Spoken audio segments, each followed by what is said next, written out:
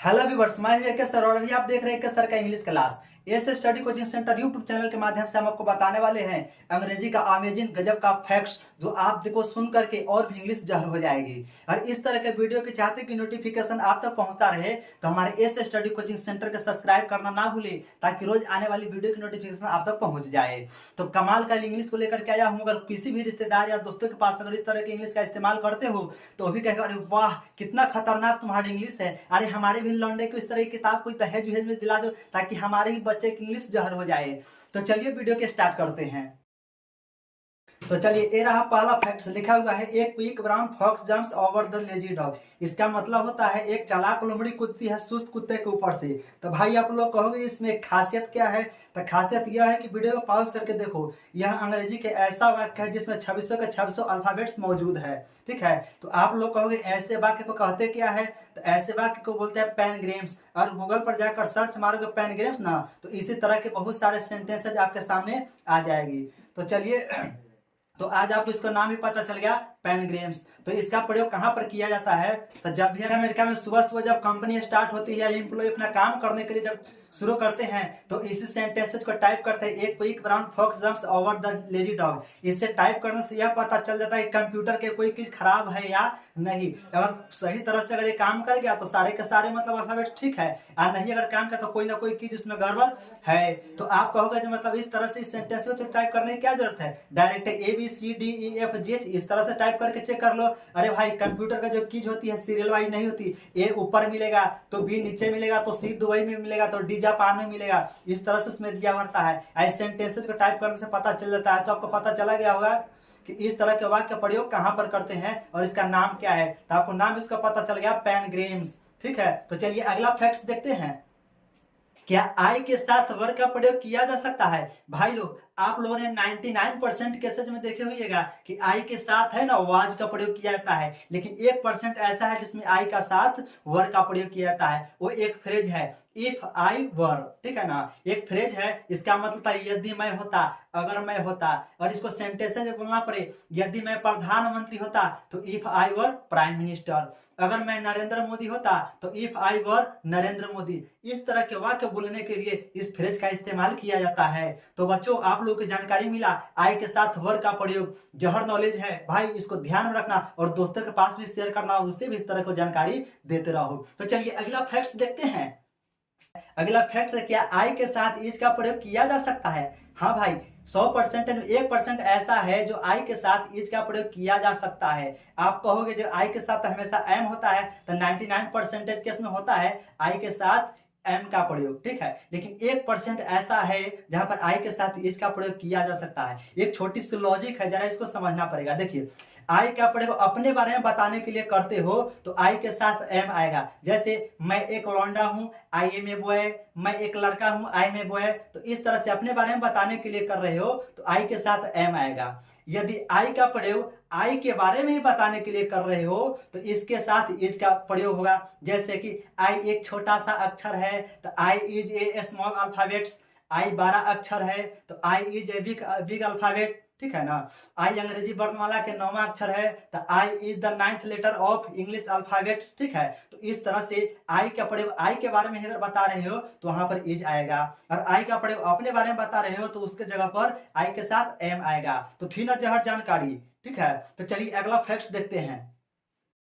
तो चलिए अगला फैक्ट की ओर नजर मारते हैं। यह है पॉलिंड्रोमिक्स वर्ड। आप भाई क्या है मैथ फैक्ट से लेकर क्या रहे भाई, ये सब मैथ की चीजें नहीं है। पॉलिंड्रोमिक्स वर्ड का मतलब होता है कि पॉलिंड्रोमिक्स वर्ड वह शब्द है जिन्हें दाएं से बाएं ओर पढ़ो, ठीक है ना, या बाएं से दाएं की ओर पढ़ो एक ही जैसा नजर आएगा। जैसे कि देखिए यहाँ पर लिखा हुआ एक वर्ड है लेवल, ठीक है ना, लेवल से दाहिना से बाएं की तरफ पढ़ो या बाएं से दाएं की तरफ पढ़ो एक ही जैसा नजर आता है। दूसरा एक और वर्ड है मैडम, ठीक है ना, इसको भी दाएं से बाएं की ओर पढ़ो तो एक ही जैसा नजर आ रहा है, और बाएं से दाएं की तरफ पढ़ रहे हैं तो एक ही जैसा नजर आ रहा है। ठीक है ना, यानी कि लेफ्ट से राइट पढ़ो तो एक ही जैसा नजर आएगा, या राइट से लेफ्ट की तरफ पढ़ो, ठीक है ना, लेफ्ट राइट किसी तरीका से पढ़ो तो एक ही जैसा नजर आएगा। एक और हिंदी का शब्द है जैसे कि डालडा, अब उसको भी पढ़ रहे हैं कि लेफ्ट राइट और राइट से लेफ्ट तो एक ही जैसा नजर आएगा। इस वर्ड को पॉलिंड्रोमिक्स वर्ड कहते हैं। तो थी ना जहर जानकारी, फैला दो अपने दोस्तों के पास।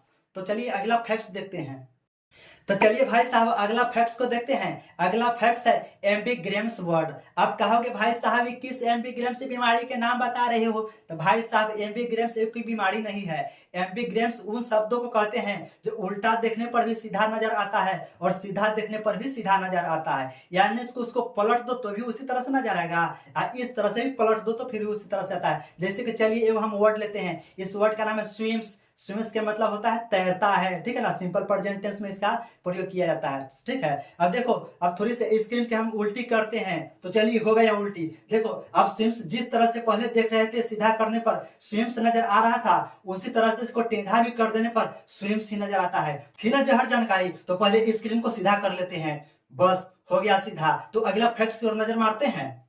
तो चलिए अगला फैक्ट्स की ओर नजर मारते हैं। अगला फैक्ट्स है अंग्रेजी में क्यू से बने 99% ऐसे शब्द होते हैं जहां क्यू के साथ यू आता ही आता है। पता नहीं ससुरा क्यू के साथ यू मरबे नहीं करता है, जहां होता है वहां पर दोनों साथ में ही आता है। जैसे कि एक वर्ड है क्वीन, क्वीन का मतलब होता है रानी, क्यू के साथ यू आ गया, ठीक है ना। दूसरा है क्वार्टर, क्वार्टर का मतलब होता है एक चौथाई, इसके भी साथ यू चिपक करके आ गया, ठीक है। दूसरा है क्वारल, क्वारल का मतलब झगड़ना, इसके भी साथ यू आ गया, ठीक है। अब कौन सा ऐसा वर्ड है जिसके साथ यू नहीं आता है? तो भाई साहब वो अंग्रेजी का शब्द होगा ही नहीं, ठीक है ना। वो हो सकता है जैसे कि फ्रेंच का शब्द होगा, अरबिक का शब्द होगा, स्पेनिश का होगा। ये सारे विदेशी शब्दों में तो क्यू के साथ यू का प्रयोग नहीं हो सकता है, ठीक है ना। जैसे कि एक कतर शब्द है तो क्यू के साथ यू का प्रयोग नहीं है। तो भाई साहब जब कतर शब्द है, ये अंग्रेजी का शब्द थोड़े ही ना है, ये विदेशी भाषा का शब्द है।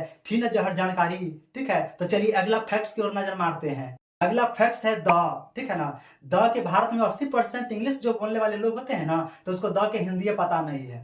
आप जानते हो तो बताओ, आपको ही पता नहीं होगा, ठीक है ना। और बहुत सारे लोग को, 50% लोग को ये भी पता नहीं कहाँ द को दी पढ़ते हैं और कहाँ द पढ़ते हैं। तो चलो इस कंफ्यूज को दूर करते हैं। चलिए पहले द को हिंदी बताते हैं। द के हिंदी में होता है वो, ठीक है ना, वो। जैसे कि मुझे बोलना है मुझे वो कार पसंद है, तो बोलेंगे आई लाइक द कार, ठीक है। फिर दूसरा बोलेंगे मैं वो कार चलाऊंगा, ठीक है, तो I will drive the car, ठीक है ना। ऐसे आई के साथ शहर का भी प्रयोग कर सकते हो, लेकिन कोई दिक्कत नहीं भाई साहब, बिल लगा कर नहीं बोल सकते हो, इसमें कोई फांसी उसी की बात नहीं हो जा सकती है, कोई दाम फांसी नहीं है, ठीक है ना। तो इस तरह से बोल सकते हो, तो आपको पता चल गया द के हिंदी वो, ठीक है ना। तो चलिए देखते हैं द को कहाँ दी पढ़ा जाता है और कहाँ द पढ़ा जाता है। देखिए जहां पर वॉवेल से शुरुआत हो रही है जो अक्षर, ठीक है ना, तो वहां पर द को दी पढ़ा जाता है। जैसे कि दी एलिफेंट, दी अम्ब्रेला, दी एप्पल, इस तरह से बोला जाएगा। तो यहाँ पर जो ए शब्द है ना, तो ये वॉवेल से शुरुआत होती है। यू जो शब्द था इसमें तो ये वॉवेल से शुरुआत हो रहा है, ई भी है तो ये वॉवेल से शुरुआत होता है। तो ऐसे शब्द से पहले जो आएगा, ठीक है ना, तो द, तो उसे द को दी पढ़ा जाएगा, ठीक है ना। अब जैसे कि दूसरा फैक्ट्स में देखते हैं जहां पर कॉन्सोनेंट से शुरुआत होती है, जैसे कि द बॉय, तो इसको द बॉय ही पढ़ा जाएगा, ठीक है ना। दी बॉय नहीं पढ़ा जाएगा, ठीक है ना। जैसे फिर बोलना है ताजमहल, तो इससे पहले जो द आएगा तो उसको द ताजमहल बोलेंगे, ठीक है ना। फिर दूसरा क्या है, एक होता है हाँ यूट्यूब, तो द यूट्यूब उसको बोल सकते हैं, ठीक है ना। तो जहां पर वॉवेल से शुरुआत होती है तो वहां पर दी पढ़ा जाएगा उससे पहले, ठीक है ना। आज जो अक्षर कॉन्सोनेंट से शुरुआत होती है तो उससे पहले उसे द पढ़ा जाएगा। तो थी ना गजब की जानकारी, ठीक है। तो चलिए अगला फैक्ट्स की ओर नजर मारते हैं। अगला फैक्ट है एजुकेशन, इसका मतलब होता है शिक्षा। भाई साहब ये 9 अक्षर वाला ऐसा वर्ड है जिसमें पांचों के पांचों वॉवेल्स एक साथ देखने के लिए मिल जाते हैं। बहुत कम ऐसे वर्ड होते हैं जहां पर पांचों के पांचों वॉवेल एक साथ देखने के लिए मिले। तो थी ना जहर जानकारी, ठीक है। एजुकेशन 9 अक्षर वाला ही एक ऐसा शब्द जिसमें पांचों के पांचों वॉवेल्स मौजूद है और एक साथ देखने के लिए मिलता है, ये कोई मिसिंग नहीं है। तो अगला फैक्ट देखते हैं। अगला फैक्ट एक और है रिदम, इसी तरह के, ठीक है ना। इसमें एक भी वॉवेल देखने के लिए नहीं मिलता है। 6 अक्षर वाला एक ऐसा वर्ड है जिसमें एक भी वॉवेल इसमें नहीं मिलेगा, ठीक है ना। तो ए रिदम, रिदम का मतलब होता है सुर ताल, ठीक है ना, जो भी बोलते हैं, ठीक है। तो इसमें एक भी नहीं हो। अब आप बोलो तो बहुत सारा ऐसा वर्ड है जिसमें वॉवेल्स नहीं आते हैं, जैसे क्राई है, फ्राई है, ट्राई है, ठीक है ना। तो भाई वो 3-3, 4-4, 2-2 अक्षर वाला ऐसा मिलेगा जिस वाला में उसमें नहीं आएगा, लेकिन हम 6 अक्षरों की बात करते हैं। भाई 6 अक्षरों वाला में कोई अगर ऐसा हो तो कमेंट बॉक्स में लिख देना, ताकि हम भी जरा देख ले कौन कौन से ऐसे वर्ड है जिसमें वॉवेल नहीं आए हैं 6 अक्षरों वाला में, ठीक है। तो चलिए अगला फैक्ट की ओर नजर मारते हैं। तो देखते हैं अगला फैक्ट है लॉनली, इसका मतलब होता है अकेला। दूसरा है गॉसिप, गॉसिप मतलब है चुगली करना। तीसरा है बेडरूम, बेडरूम का मतलब होता है शयन कक्ष। चौथा है टर्चर, मतलब प्रताड़ित करना। तो भाई साहब ये 4 ऐसा वर्ड्स है जो शेक्सपियर के पहले था ही नहीं, जिस समय शेक्सपियर को जन्म हुआ था उससे पहले इस शब्द का प्रयोग नहीं किया जाता था। ये चार जो शब्द देख रहे हैं ना, शेक्सपियर के ही भेजे से निकला हुआ ये शब्द है, ठीक है ना। इससे पहले लोग लैटिन भाषा का इस्तेमाल करते थे। पता नहीं अगर शेक्सपियर जी नहीं होते तो आज हम लोग बेडरूम के साथ कथी बोलते, पलंग हाउस, इसी प्रकार से इंग्लिश में बोलते। लेकिन जब से शेक्सपियर जी ना आए चार भाषाओं को लेकर के, ठीक है ना, तो आम बोलचाल की भाषा में हम लोग इसका प्रयोग करने लगे हैं। तो थी ना गजब की जानकारी। तो दोस्तों जल्दी से चैनल को सब्सक्राइब कर लीजिए और दोस्तों के पास शेयर करके उसको भी बोलो कि चैनल को सब्सक्राइब कर ले, ताकि इसी प्रकार की खतरनाक इंग्लिश की जानकारी आपको देते रहें। धन्यवाद।